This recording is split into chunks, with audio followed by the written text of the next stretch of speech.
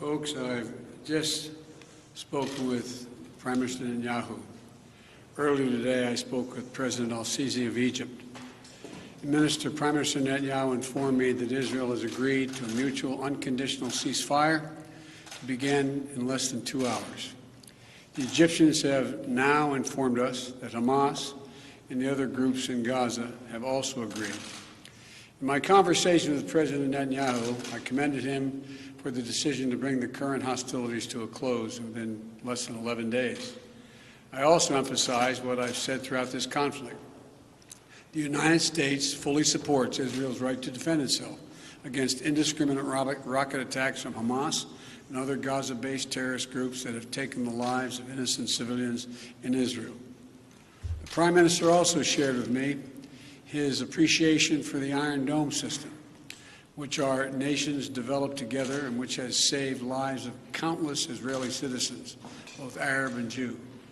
I assured him of my full support to replenish Israel's Iron Dome system to ensure its defenses and security in the future.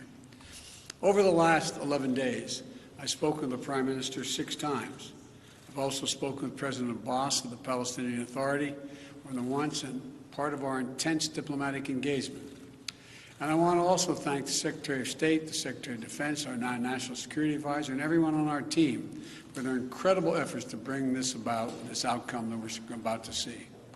You know, we've held intensive high-level discussions, hour by hour, literally. Egypt, the Palestinian Authority, and other Middle Eastern countries, with the aim of avoiding the sort of prolonged conflict we've seen in previous years when the hostilities have broken out. I extend my sincere gratitude to President al-Sisi and the senior Egyptian officials who played such a critical role in this diplomacy. I also appreciate the contributions of other parties in the region who've been engaged in working toward the end of hostilities.